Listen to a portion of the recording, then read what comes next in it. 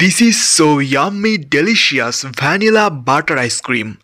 আসসালামু আলাইকুম and hello everyone, welcome to the another video.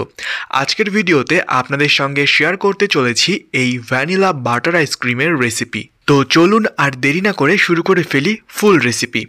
প্রথমে দেখতে পাচ্ছেন এখানে আমি হুইপ ক্রিম নিয়েছি একটি পাত্রের মধ্যে। এটাকে আমি বিটার দিয়ে একটু হালকা করে বিট করে নেব। এর মধ্যে হুইপ ক্রিমের সাথে আমি আরও দিয়েছি আইসিং সুগার এবং ভ্যানিলা এসেন্স। ভ্যানিলা এসেন্সের পরিমাণটা খুবই সামান্য, ওই 1-2 ফোঁটার মতন, আর আইসিং সুগার যে যেমন মিষ্টি খেতে পছন্দ করেন ঠিক সেই অনুপাতে মিশিয়ে নিলেই হবে। তারপর এটাকে আমি খুব বেশি বিট করব না, জাস্ট হালকা একটু বিট করব, কারণ বেশি বিট করতে গেলে দেখা যাবে এটা পুরোটাই ফেনা হয়ে যাবে, পরে এটার সঙ্গে আর বাটার মিক্স করা যাবে না। তো সেই জন্য এটাকে আমি একটু হালকা করে বিট করে নিয়েছি। এদিক থেকে অন্য একটি পাত্রের মধ্যে সেই মিশ্রণটিকে রেখে এই বিটারের মধ্যে বিট করে নেব এবার বাটার, কারণ যেহেতু এটা বাটার আইসক্রিম সুতরাং বাটারের পরিমাণটা একটু বেশি হবে, সেই জন্য বাটারটাকে আমি এখানে আলাদা করে বিট করে নিচ্ছি। এবার আমি যেই পাত্রের মধ্যে হুইপ ক্রিমটা মিক্স করেছিলাম সেখানে বাটার অ্যাড করছি কিছু পরিমাণ, ব্যাস এতটুকুই যথেষ্ট।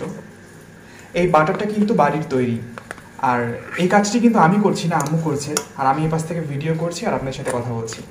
তো এই তো দেখতে পাচ্ছেন এখানে আমি এতটুকু পরিমাণ বাটার নিয়ে নিলাম। এবার এটাকে আমি বিটার দিয়ে বিট করে নেব। এই যে দেখতে পাচ্ছেন প্রথমে বিটারের স্পিডটা আমি লোয়ে রেখেছি, তারপর ধীরে ধীরে এটাকে আমি বাড়িয়ে নিয়েছি। এই মনসুনের ওয়েদারে এই বাটার আইসক্রিমটা খেতে কিন্তু দারুণ লাগে, কারণ এ সময় খুব বেশি গরম পড়ে না, মাঝে মাঝে গরম লাগে, মাঝে মাঝে দেখা যায় বৃষ্টি আসার কারণে হালকা হালকা ঠান্ডা অনুভূত হয়। কিন্তু যখন গরম লাগে তখন ফ্যান না ছাড়লেও যেন থাকা যায় না, তখন মনে হয় ঠান্ডা যদি কিছু খাওয়া যেত। তো সে সময় এই ধরনের একটি আইসক্রিম হলে বেশ জমে যায়। তো দেখতে পাচ্ছেন এরপর বাটারটা যখন ঠিক এই পর্যায়ে চলে আসবে তখন অল্প অল্প করে সেই মিক্সচারটা আমি এখানে অ্যাড করব, অর্থাৎ হুইপ ক্রিম, তারপর আইসিং সুগার এবং ভ্যানিলা এসেন্স দিয়ে যে মিক্সচারটা আমি তৈরি করেছিলাম সেটাকে এবার আমি বাটারের সঙ্গে অল্প অল্প করে নিয়ে মিশাচ্ছি, কারণ একবারে পুরোটাই দিয়ে দিলে দেখা যাবে যে সবটা কিন্তু খুব ভালোভাবে মিশবে না, তখন লিকুইডটা একদিকে থাকবে, ফ্যাটটা একদিকে থেকে যাবে। তাই অল্প অল্প করে মিশালে পুরোটাই খুব সুন্দরভাবে মিশে যাবে এবং যেটা আমি মিক্স করছি সেটাও ফোমের মতো লাগবে দেখতে। এই তো যতটুকু বাকি রয়েছে এবার একটু একটু করে দিয়ে দিচ্ছি, আর খুব বেশি দেবো না, বেশি দিতে গেলে দেখা যাবে যে একদম পাতলা হয়ে যাবে। আর এই বাটার আইসক্রিমটা কিন্তু খুব বেশি পাতলা হয় না, এটাকে যখন এইরকম ফোমের মতো এটার টেক্সচারটা আসে ঠিক সে সময় ফ্রিজে রাখতে হয়। তো আমার মনে হচ্ছে যে এটা হয়ে গিয়েছে, এখানে আর বেশি পরিমাণ লিকুইড না দেওয়াই বেটার। এই তো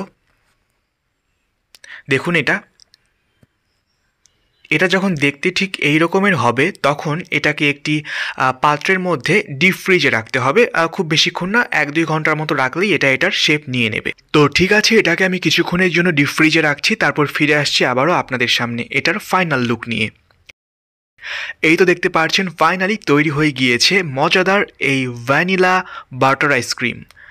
দেখতে তো ভীষণই লোভনীয় হয়েছে, আমি খাওয়ার জন্য একটি বোলের মধ্যে নিয়েও নিয়েছি। আহা হা হা, লুকিং সো ডেলিশিয়াস। তো চলুন এবার তাহলে এটা টেস্ট করি।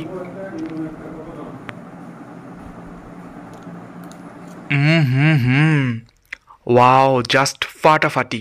বাটার আইসক্রিমের টেস্টটাই আসলে অন্যরকম, এটার মধ্যে বাটারের একটা সুন্দর ফ্লেভার পাওয়া যাচ্ছে, সেই সঙ্গে সঙ্গে যেহেতু ভ্যানিলা এসেন্স দিয়েছি তাই ভ্যানিলারও একটু ফ্লেভার রয়েছে। সব কিছু মিলিয়ে আমার কাছে তো খুবই ভালো লাগছে।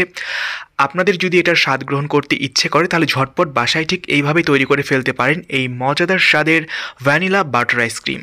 তবে যাদের সাইনোসাইটিস প্রবলেম বা ঠান্ডাজনিত সমস্যা হয় খুব ইজিলি, তারা চেষ্টা করবেন এগুলো খাবার একটু এড়িয়ে চলতে।